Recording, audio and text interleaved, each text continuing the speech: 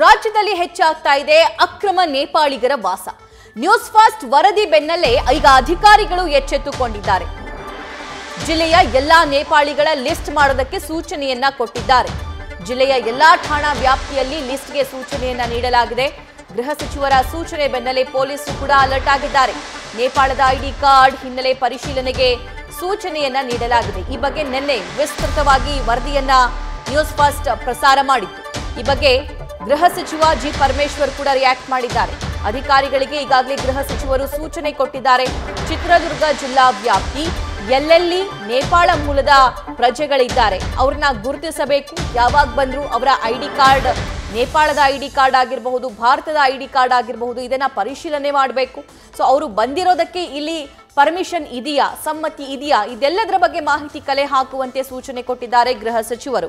ಈ ಬಗ್ಗೆ ಮತ್ತಷ್ಟು ಲೈವ್ ಡೀಟೇಲ್ಸ್ ನಮ್ಮ ಕರೆಸ್ಪಾಂಡೆಂಟ್ ಸಂದೇಶ್ ನೀಡ್ತಾರೆ. ಸಂದೇಶ್, ನ್ಯೂಸ್ ಫಾಸ್ಟ್ ನ ವರದಿ ಬೆನ್ನಲ್ಲೇ ಈಗ ಗೃಹ ಸಚಿವರು ಸೂಚನೆ ಕೊಟ್ಟಿದ್ದಾರೆ ಎಲ್ಲಾ ಪೊಲೀಸ್ ಅಧಿಕಾರಿಗಳಿಗೆ. ಸೊ ಪೊಲೀಸರ ಕಾರ್ಯ ಹೇಗಿರುತ್ತೆ ನೆಕ್ಸ್ಟ್?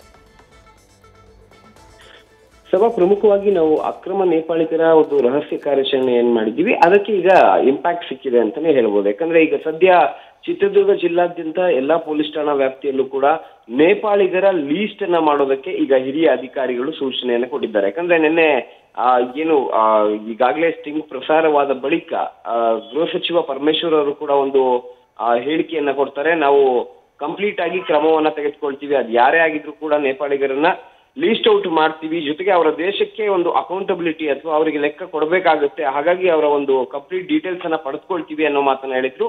ಅದರ ಬೆನ್ನಲ್ಲೇ ಈಗ ಹಿರಿಯ ಅಧಿಕಾರಿಗಳು ಎಲ್ಲಾ ಪೊಲೀಸರಿಗೂ ಕೂಡ, ಅಂದ್ರೆ ಜಿಲ್ಲಾ ವ್ಯಾಪ್ತಿಯಲ್ಲಿ ಬರುವಂತ ಎಲ್ಲಾ ಪೊಲೀಸ್ ಠಾಣೆಯಲ್ಲೂ ಕೂಡ ಎಷ್ಟು ಜನ ನೇಪಾಳಿಗಳಿದ್ದಾರೆ ಅವರ ಒಂದು ಲೀಸ್ಟ್ ಅನ್ನ ಮಾಡಬೇಕು. ಯಾರೆಲ್ಲ ಅಕ್ರಮವಾಗಿ ಬಂದಿದ್ದಾರೆ, ಅಂದ್ರೆ ಅಕ್ರಮ ಅಂದ್ರೆ ಈಗ ಯಾವುದೇ ರೀತಿಯ ಐಡಿ ಕಾರ್ಡ್, ಅಂದ್ರೆ ಈಗ ಪಾಸ್ಪೋರ್ಟ್, ವೀಸಾ ನೇಪಾಳದಿಂದ ಬರೋದಕ್ಕೆ ನಮ್ಗೆ ಇರೋದಿಲ್ಲ. ಆದ್ರೆ ಇಲ್ಲಿ ಪ್ರಮುಖವಾಗಿರುವಂತದ್ದು ಅವರ ಒಂದು ಐಡಿ ಕಾರ್ಡ್ ಕೂಡ ಇಲ್ಲದೆ ಇಲ್ಲಿಗೆ ನುಸುಳಿದ್ದಾರಾ. ಯಾಕಂದ್ರೆ ಇಲ್ಲಿ ಎರಡು ರೀತಿಯ ಚಾನ್ಸಸ್ಗಳು ಕೂಡ ಇರ್ತವೆ. ಅಂದ್ರೆ ಅಲ್ಲಿ ಯಾವುದೇ ರೀತಿಯ ಅಪರಾಧ ಚಟುವಟಿಕೆಯನ್ನ ನಡೆಸಿ ಬೇರೆ ಗಡಿಯಿಂದ, ಅಂದ್ರೆ ನಿರ್ದಿಷ್ಟವಾದ ಗಡಿಯನ್ನ ಹೊರತುಪಡಿಸಿ ಬೇರೆ ಗಡಿಯಿಂದ ದಾಟಿ ಬಂದಿರುವಂತ ಚಾನ್ಸಸ್ ಇರ್ತವೆ, ಅಥವಾ ಬೇರೆ ದೇಶದಿಂದ ನೇಪಾಳಕ್ಕೆ ಬಂದು ನೇಪಾಳದಿಂದ ಭಾರತಕ್ಕೆ ಬಂದಿರುವಂತಹ ಸಾಧ್ಯತೆಗಳು ಕೂಡ ಇರ್ತವೆ. ಹಾಗಾಗಿ ಮುಂದೆ ಯಾವುದೇ ರೀತಿಯ ಏನು ದೇಶದ ಭದ್ರತೆಗೆ ಧಕ್ಕೆ ಉಂಟು ಮಾಡುವಂತಹ ಚಟುವಟಿಕೆಯಲ್ಲಿ ಇವ್ರು ಯಾರು ಕೂಡ ಭಾಗಿಯಾಗಬಾರ್ದು, ಜೊತೆಗೆ ಅಪರಾಧ ಚಟುವಟಿಕೆಯಲ್ಲಿ ಇಲ್ಲಿ ಭಾಗಿಯಾಗಿ ಅದಾದ ನಂತರ ಅಲ್ಲಿ ಅಬ್ಸ್ಕ್ಯಾಂಡ್ ಆಗಬಾರ್ದು ಅನ್ನೋ ಕಾರಣಕ್ಕಾಗಿ ಈಗ ಕಂಪ್ಲೀಟ್ ಆದ ಒಂದು ಐಡಿ ಕಾರ್ಡ್ ಆಗಿರ್ಬೋದು, ಜೊತೆಗೆ ಅವರ ಒಂದು ಬ್ಯಾಕ್ ಡ್ರಾಪ್ ಆಗಿರ್ಬೋದು ಅಥವಾ ಬ್ಯಾಕ್ ಗ್ರೌಂಡ್ ಆಗಿರ್ಬೋದು, ಇವೆಲ್ಲವನ್ನು ಕೂಡ ಎನ್ಕ್ವೈರಿ ಮಾಡ್ತಾರೆ. ಜೊತೆಗೆ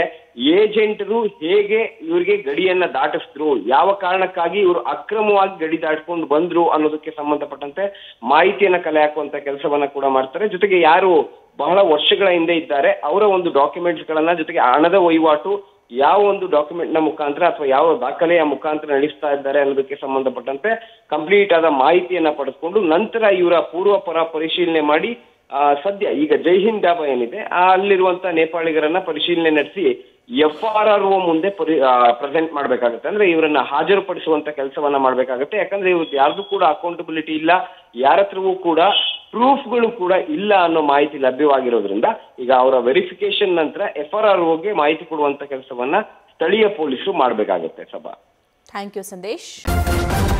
ನ್ಯೂಸ್ ಫಸ್ಟ್ ನಿರ್ಭೀತಿಯಿಂದ ನಿಮ್ಮ ಪರವಾಗಿ.